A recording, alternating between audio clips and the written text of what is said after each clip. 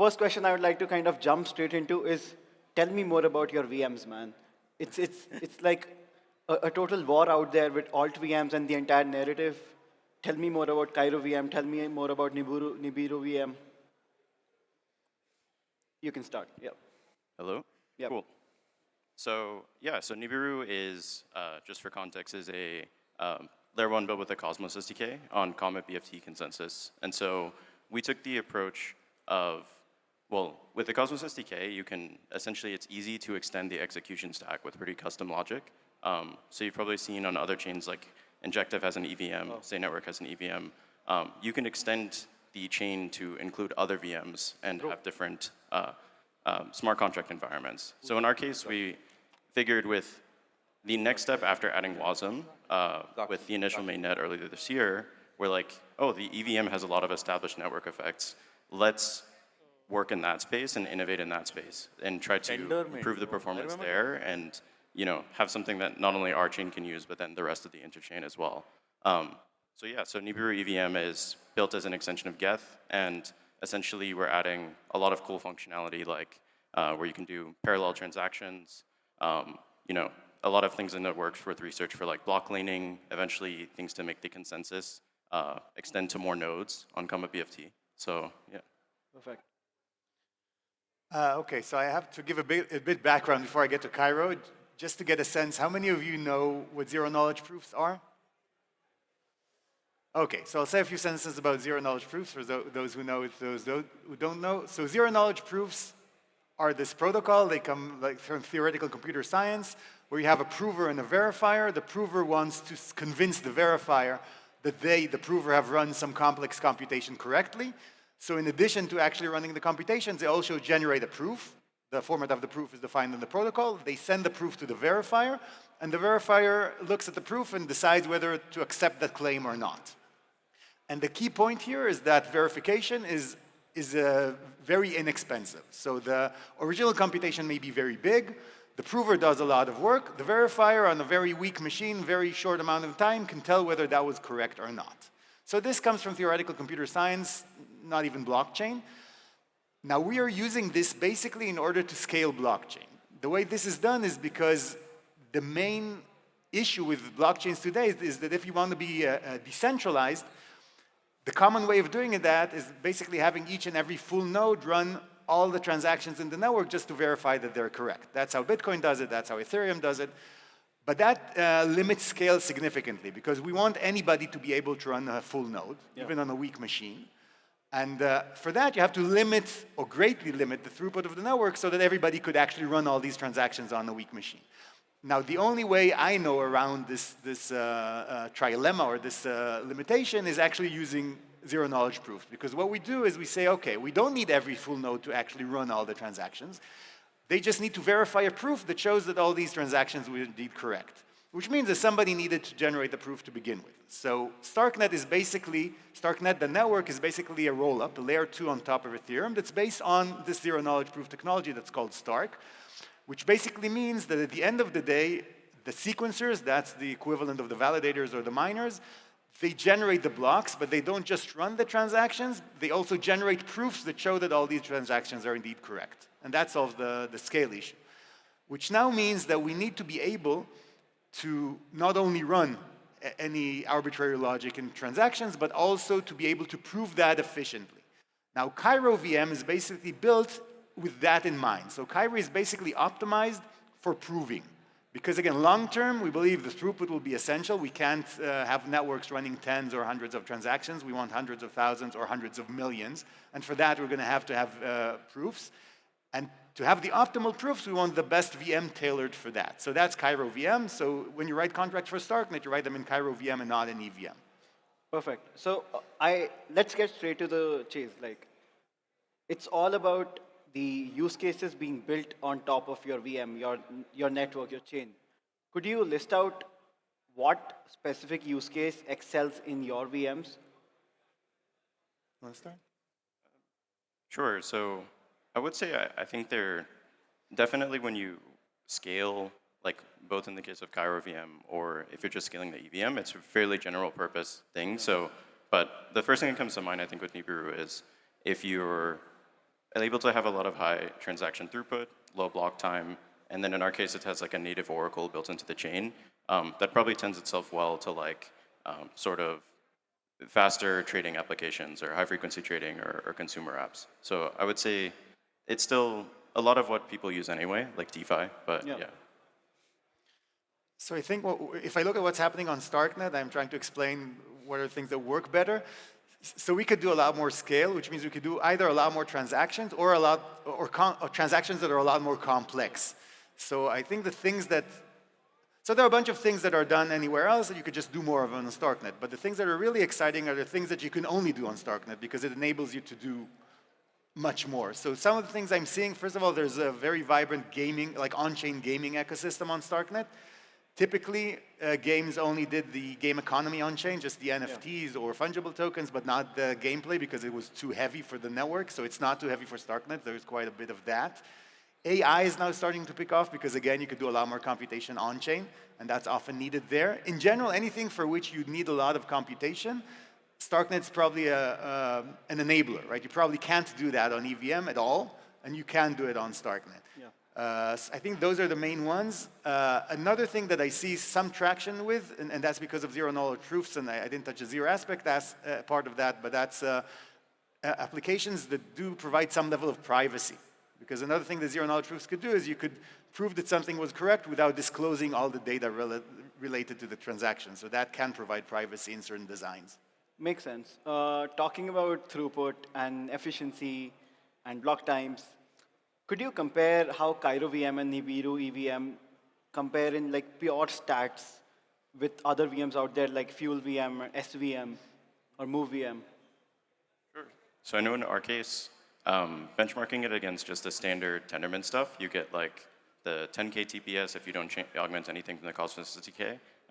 So we were able to get like a 3 or 4x improvement off of that before adding the EVM. We haven't done benchmarks with heavier transactions, so I think a lot of chains have this tend to report a number that's for like the simplest possible transaction, which isn't realistic. So I don't have a figure for that, but it's in the tens of thousands. Yeah, so not into the hundreds, but I think that puts us at like upper middle of the pack, I guess. So not as much as SVM, but more than like most L2s and everything. Yeah. Makes sense.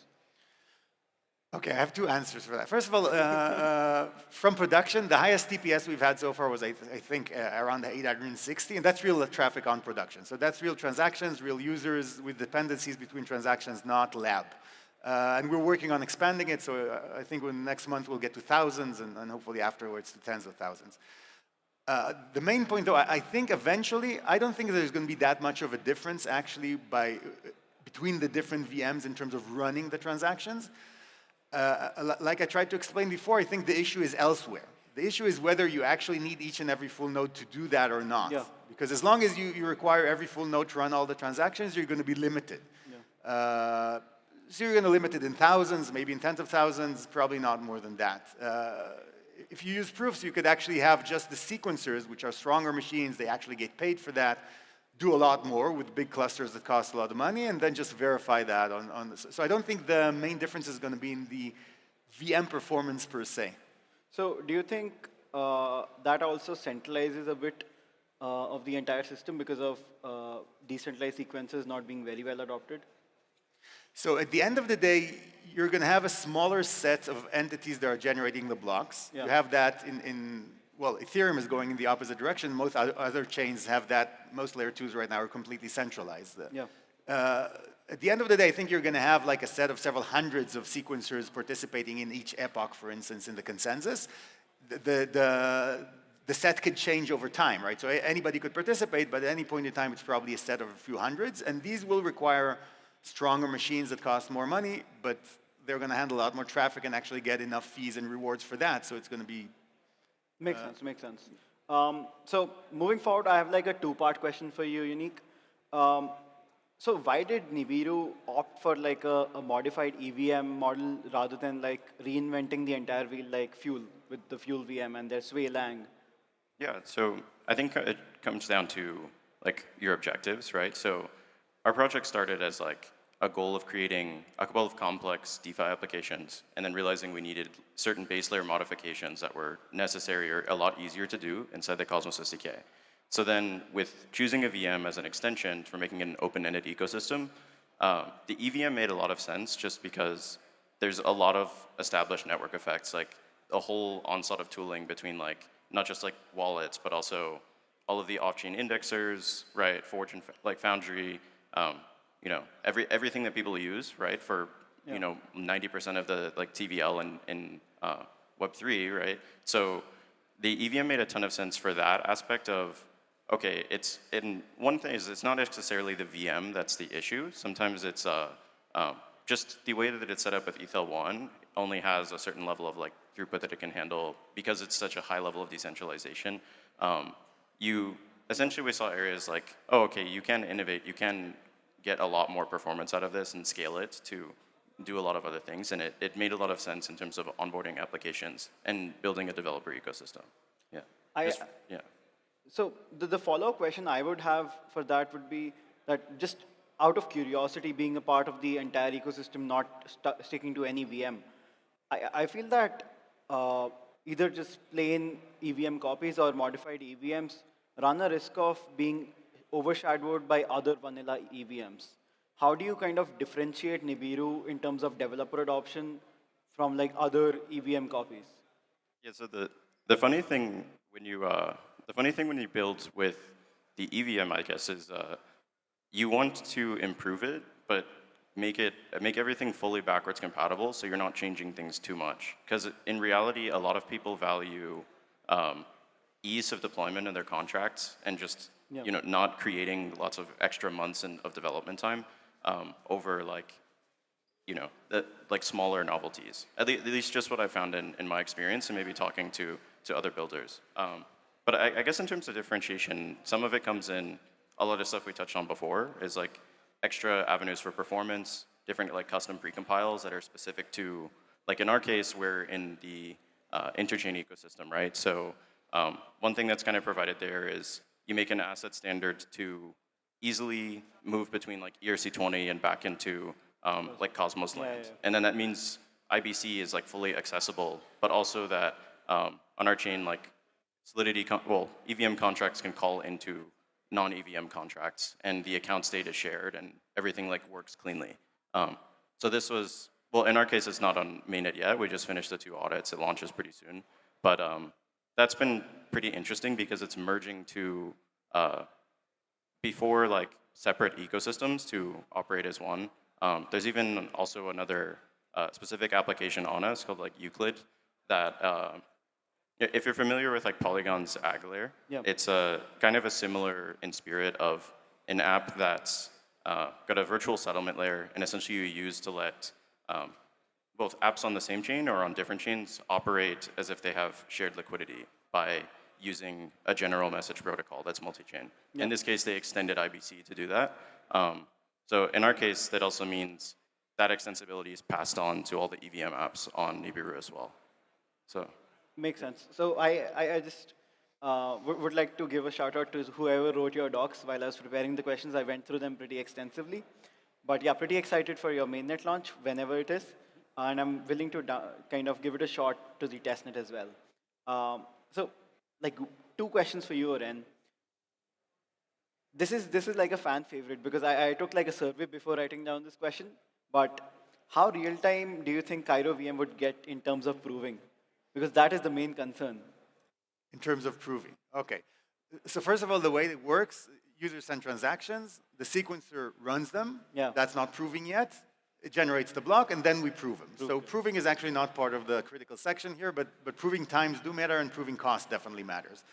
Now, we're currently working on our next generation prover, which is called Stu. Everything that we've had so far is running on Stone. Stone is Stark 1, Stu is Stark 2. The science has evolved, and the algorithms have evolved significantly since we set out with Stone 6 years ago already. Stone, which is running in production right now, means that if you run a block in a few seconds, it later takes something like 10 minutes to generate a proof for that block. So it's, I don't know, 2 orders of magnitude more.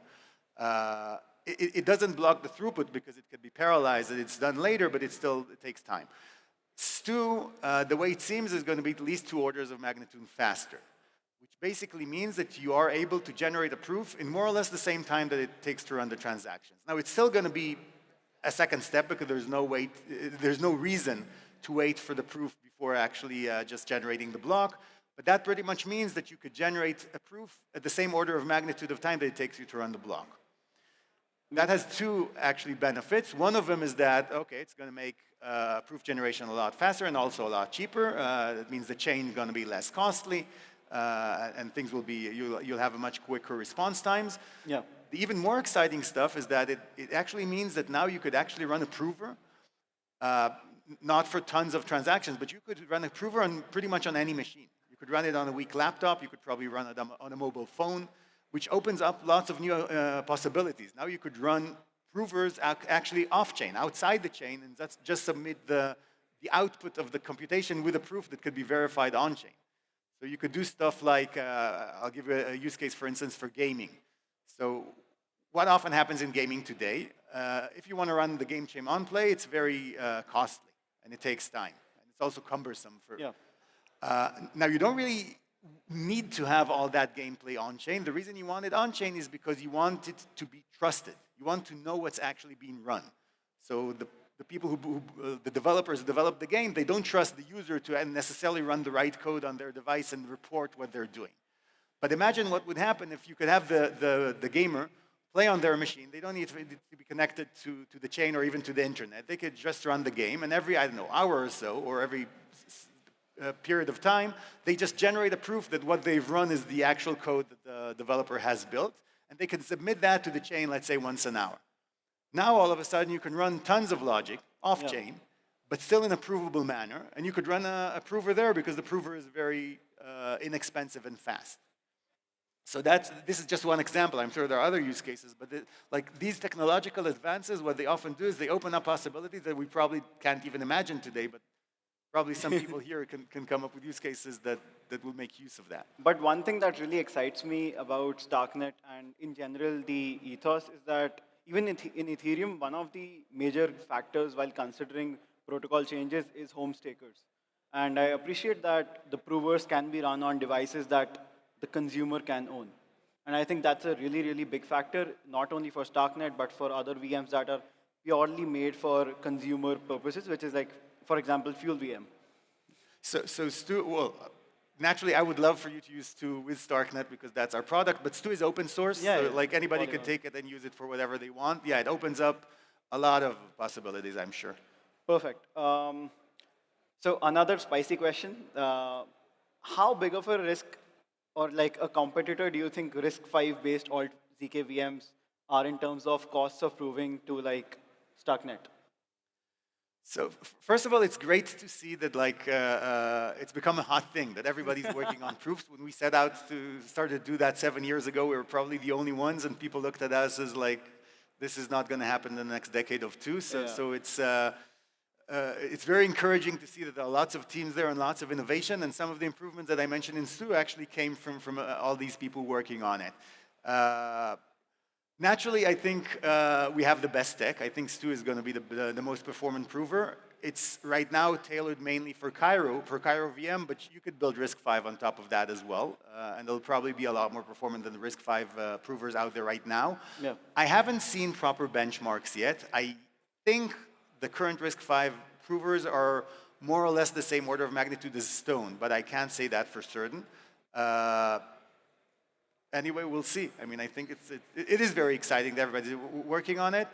I think it'll open up additional use cases. So most of those, I know, they're not necessarily our competitors, but the other entities building provers, they're not necessarily doing that as part of a blockchain.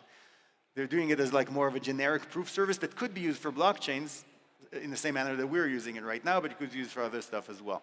So it'll be interesting to see where it goes. Moving forward, this is like a personal curiosity question of mine for Unique.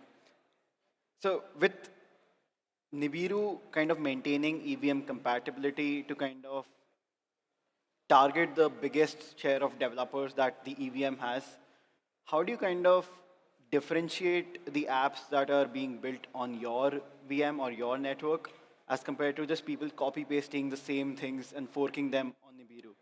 Yeah, so I think a lot of that comes down to just creating creating improvements to the base layer that make it possible to run new applications that couldn't exist in other places. So obviously, if you, and like I touched on them before in the previous answer, if you have a clean way to do multi-chain interactions, both for shared liquidity, or if you have really high TPS, like in our case, then that's opening up new possibilities of new apps. Now, I caveat that with when you're starting a budding ecosystem or like a new chain, you do need a lot of the Yeah. same stuff. Like, right, you need a lot of dexes, lending, et cetera, bridges, right? And so at first you do need a little bit of what you see in other places, but it kind of opens up from there to essentially projects like taking a chance on, oh, this is a newer ecosystem. There's very active support from the foundation team. Let me give it a shot. So, yeah. Makes sense. I would like you to answer the same question kind of, because one trend that I've been seeing recently is apps deploying the same thing on Movement, Initia, and the other alt L1s, L2s out there. How does Starknet kind of ensure that apps stick to them and don't diversify if they don't need to diversify inherently? Diversify meaning? Kind of go to other chains or other VMs.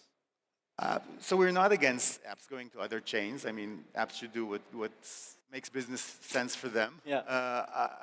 I think your original question is a very good one, though. I think in general, and sadly, like there's not enough innovation going on in blockchain today. I mean, there's still too much of just taking the several things that have worked well so far and trying to like build some small variation of them or take the same idea and bring it to another chain, just deploy it there and hopefully it'll work.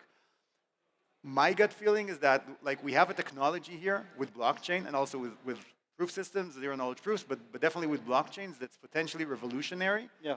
But we're still not basically leveraging it. I mean, there's like if I'm trying to look at the landscape and ask, okay, what are the killer apps of blockchain today? There aren't too many of them. There aren't too many apps that actually made it mainstream that the common person in the street actually uses. Yeah. Now, I believe there are going to be such. Honestly, up until this point, the technology was a limiting factor. There were lots of things you couldn't do. Scale was one of the biggest limitations. I mean, it was still clunky, but I think like the technology is getting there.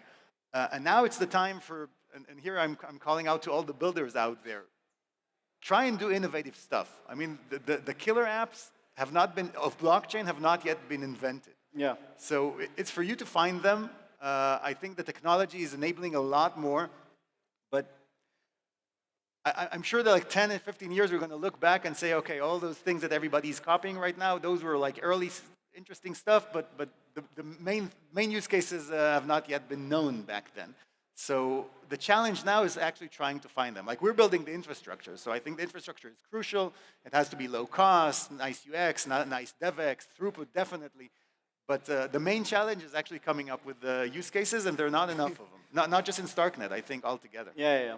And I could have like a whole separate debate and a panel about this entire topic, but yeah, please continue. Oh, sure. I would just tack on at the end. I think also something you touched on in your question, I think, is or there was an assumption that I think having the apps on more chains means they're like automatically in competition. But I think like meaning essentially because they get fragmented, right? So Yeah. I think one other crucial point there, besides just building more innovative apps, is also continue to build things that make it so that other separate chains are not as much in competition, or that your app kind of exists as a multi-chain entity, but that's abstracted away from the user. So building more things like that, I mean, obviously like we have like layer 0, but it applies mostly only to EVM, but other stacks like that where you can essentially say, okay, maybe you don't have to specifically use this tech stack, but you fit a certain specification, and then now it's the same across chains, right? So that's kind of what like Aglair does, that's what Euclid does. So building more things like that, I think, is essentially anything that's counter to fragmentation is also going to help with that going forward as people keep building new chains. Yeah, I don't think it's inherently bad to be multi-chain. I feel it's foul when it's forced. But yeah, I have a couple of questions to choose from, but I'm just going to ask the questions I'm very excited about. So, if you could identify one major flaw with a competitor VM, what would it be, and how are you making sure that your network or your VM does not fall into the same trap? Well, this actually takes me back to the first explanation I gave here. I think the main issue I have with most of our competitors' technology is not as much with the VM. It's rather with the fact that they don't really have a technology that enables you to run high throughput in a decentralized manner, right? So whatever VM you have, that's nice, but if everybody needs to run every transaction, that won't scale.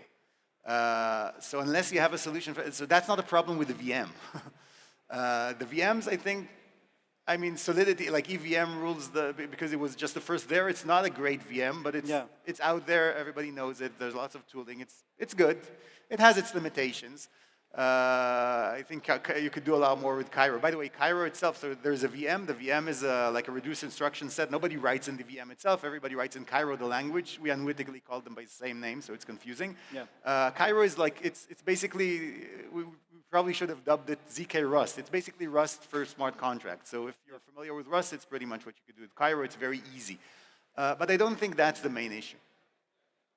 Yeah, I totally agree there. I think probably at least what or find empirically too, is like the bottleneck is definitely on the networking side, like at the consensus. It's not inside of the actual execution of the VM, at least on our chain and probably in a lot of others.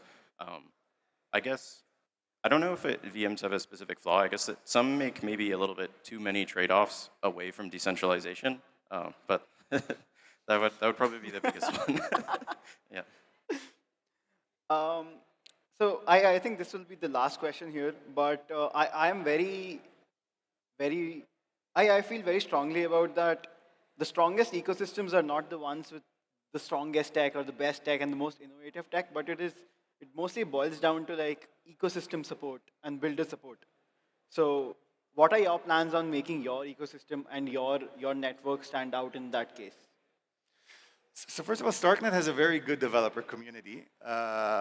We can take just partial credit for that ourselves. I think part of that is because like when we started Starknet, we put out something that was very clunky and hard to use, which actually drew a lot of very strong developers that started filling in the gaps, and those are like the OGs of the Starknet ecosystem. They brought their friends, and like if you look at the Electro Capital reports, then I think we're one of the most growing ecosystem in terms of number of devs for a few years now. So there is a very good community. There are lots of efforts done, partially by StarCore, partially by the Starknet Foundation, and also some other like people in the ecosystem to bring more devs in. Again, this is a call out here. If you want to build something, especially something innovative, come and talk to us. First of all, it's a good place for you, and we'll also help you get there. But it's constant effort, yeah? Yeah.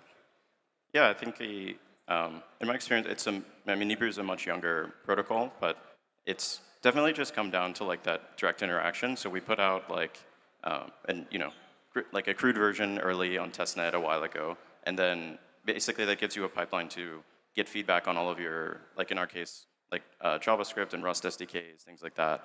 And essentially that opens a conversation, and to evolving to where it's more now, it's very active, like hands-on, where, yeah, we've done like formal grants program, the ambassadors are active, there's people asking questions on like development. So essentially it's just, ultimately it comes down to like the effort of at first like the, foundation and like labs entity like working to help developers, but Yeah. I think maybe something I learned more over time was that it's actually less about getting like drive-by developers that like show up in the repo and do one or two things, and actually about convincing like founders to come find a home. And so that actually ends up being much more of like a direct and continual interaction versus, in some sense what I'm getting at is, it was less about just like polishing the SDK and like your GitHub repos, and more about like actually being active to answer questions and like talk to people. So that's definitely been the finding. So a lot of people, if you give them, essentially they get more attention, they put way more effort into developing the product on your chain. Makes a lot of sense.